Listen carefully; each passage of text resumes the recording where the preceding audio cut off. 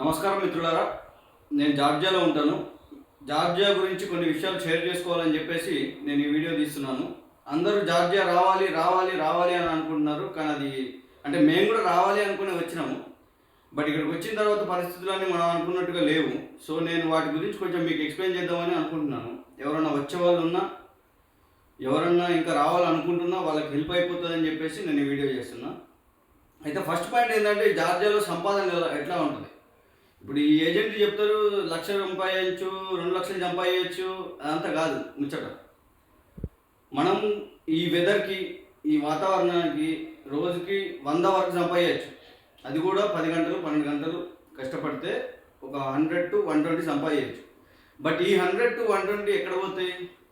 First మన రూమ్కి వెళ్ళిపోతాయి. రూమ్కి, ఫుడ్కి, ఇంకా మన బైక్ రెంట్కి, వీటికే మనకి చేసిన సంపాదన అంతా 50,000 వరకు దీనికే ఖర్చు అయిపోతుంది.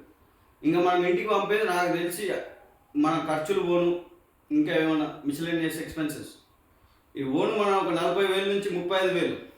ఈ 45,000 నుంచి 35,000 వరకు పంపడానికి మనం ఇంత దూరం రావాల్సిన అవసరం లేదు. ఫస్ట్ ఆఫ్ ఆల్ దుబాయ్లో ఉండి పని చేసుకున్నా మనకి ఈ 35,000-40,000 వచ్చేస్తాయి. కానీ కొంతమంది ఈ జార్జియాలో ఏదో ఉంది, ఇది యూరోపు, షెంజన్ జోను అని చెప్పేసి చాలామంది, అంటే మేము కూడా అంతే వచ్చినాం.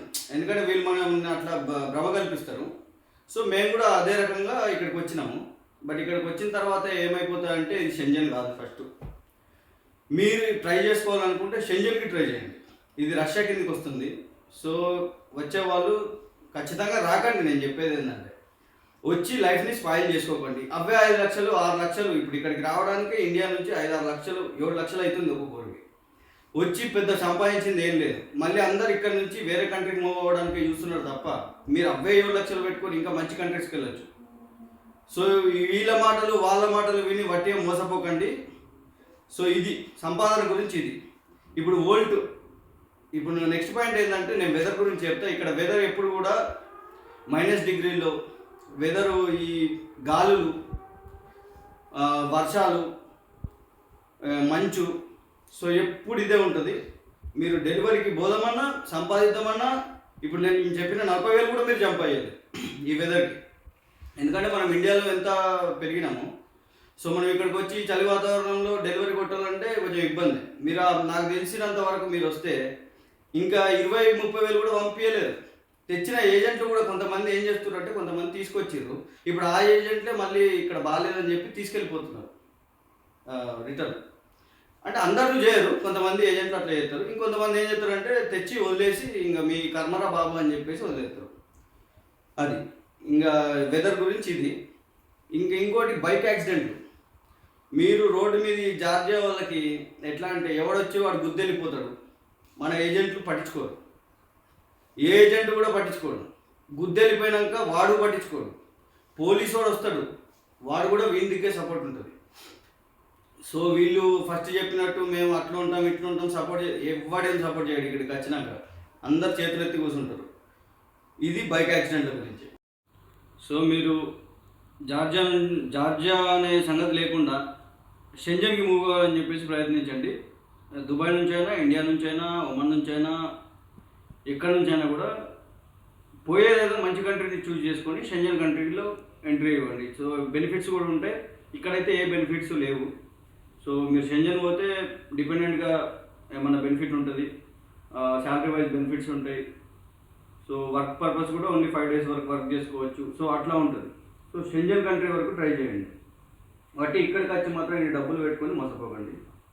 ఇంకా D1 TRC విషయానికి వస్తే, అసలు D1 TRCలు అయితే రావట్లేదు. ఒకవేళ D1 వచ్చినా TRC రావట్లేదు. TRC వచ్చినా TRC రావట్లేదు. ఇంకా TRC గురించి వదిలేయండి. మళ్ళీ ఒకవేళ TRC రాలేదు అని అంటే ఎక్స్టెన్షన్కి వెళ్తారు. వీళ్ళు ఎక్స్టెన్షన్కి వెళ్ళి ఒక 2 months ఎక్స్టెన్షన్ తీసుకుంటారు. అట్లా 2 months తీసుకుంటారు. ఇట్లా ఎన్ని డబ్బులు తీసుకుని వచ్చింది TRC ఇప్పిస్తామని. కానీ వీళ్ళు TRC రాకపోతే మేమేం చేస్తాం? మా చేతుల్లో ఏముంది? గవర్నమెంట్ చేతుల్లో ఉంది. మరి అలాంటప్పుడు మీరు తీసుకురావాల్సిన అవసరం ఏముంది? గవర్నమెంట్ చేతుల్లోనే ఉంటే మీరు ఇవన్నీ మేము TRC ఇప్పిస్తాము, D1 ఇప్పిస్తాము తీసుకురావాల్సిన అవసరం లేదు. కానీ ఇక్కడ దాకా తీసుకొచ్చి మీరు D1 సరిగ్గా లేదు, D1 వస్తే TRC సరిగ్గా లేదు. మళ్ళీ ఏమనంటే గవర్నమెంట్ చేతిలో ఉంది, మేమేం చేయాలి అని చెప్పేసి మాట్లాడుతున్నారు. సో ఇది మీరు ఈ మాటలు మోసం చేసి ఇక్కడ దాకా తీసుకొచ్చి తర్వాత ఈ మాటలు మాట్లాడితే ఇంకా వీళ్ళు ఏజెన్సీలు ఎందుకు, వీళ్ళకి ఇన్ని లక్షల డబ్బులు కట్టి మనం ఇక్కడికి రావడం లేదు. సో మీరు వీలైనంత వరకు షెంజన్ కంట్రీస్ ట్రై చేయండి, లేదంటే దుబాయ్లోనో ఖతార్లోనో ఇవే శాలరీస్ అక్కడనే వస్తాయి, మీరు అక్కడనే హ్యాపీగా ఉంటుంది. అండ్ ఇంకోటి, ఇప్పుడు ఓల్డ్ అకౌంట్లు అసలే ఇవ్వట్లేదు. ఇప్పుడు ఎవరైతే కొత్త వారు వచ్చే వాళ్ళు ఉంటారో ఓల్డ్ అకౌంట్లు మొత్తం బ్యాన్ చేసేసారు. మినిమం ఇంగ్లీష్ రావాలి, ఒకవేళ ఇంగ్లీష్ వచ్చిన వాళ్ళకు కూడా క్యాన్సిల్ చేసేసారు. మళ్ళీ ఇప్పుడు ఇంకోటి ఏంటంటే ఓల్డ్ అకౌంట్స్ కూడా ఇవ్వట్లేదు. సో చాలామంది ఓల్డ్ అకౌంట్లు కూడా రాక యాండెక్స్ చేసుకుంటున్నారు. ఓల్డ్ అకౌంట్ పేమెంటే తక్కువ అని అంటే యాండెక్స్ పేమెంట్ ఇంకా తక్కువ ఉంటుంది. కిలోమీటర్లు చాలా దూరం తీసుకెళ్ళి వాడు తక్కువ పేమెంట్లు ఇస్తాడు. సో అది చేసినా కూడా లాభం లేదు. ఇంకా నేను చెప్పిన 30,000 కూడా రావు యాండెక్స్కి వెళ్తే, అది ప్రాబ్లము. మళ్ళీ ఇంకోటి, పెట్రోల్కి డైలీ ఒక 10 to 15 వరకు జెల్స్ ఖర్చు పెట్రోల్కి. సో అవే మనకి 450 జెల్స్ వరకు అయిపోతుంది.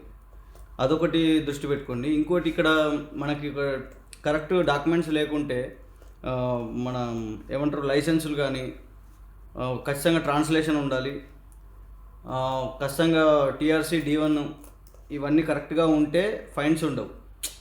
ఇవేవి లేకుంటే ఏదో ఒకటి లేకున్నా కూడా మీకు ఫైన్, పెద్ద ఎత్తున ఫైన్ పడుతుంది. 100, 200, 500. మనకు చెప్పింది ఏంటంటే 50 or 25 జెల్స్ పడతాయి అన్నారు, కానీ అట్లా కాదు.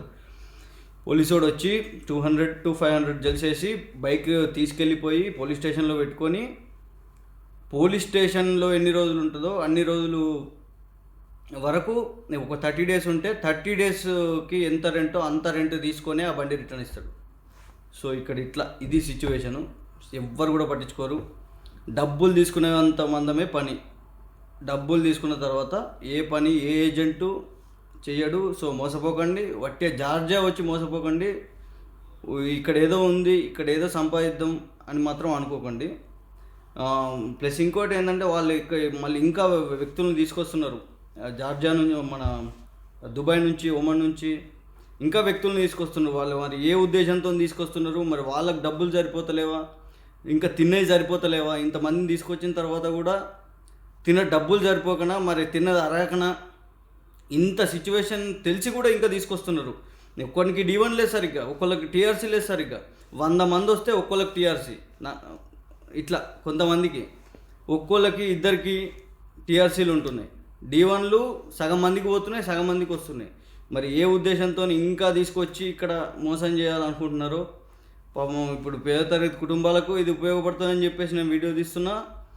మీకు ఒక 10 మందికి ఉపయోగపడుతుందని నేను చెప్పి వీడియో తీస్తున్నా. ఎవరైనా జార్జియా వాళ్ళు రావాలనుకునే వాళ్ళకి ఈ వీడియో షేర్ చేయండి. సో వాళ్ళకు కూడా ఉపయోగపడుతుంది ఇక్కడ మంచి చెడులు ఏందో అనేది. అది ఫ్రెండ్స్, ధన్యవాదాలు.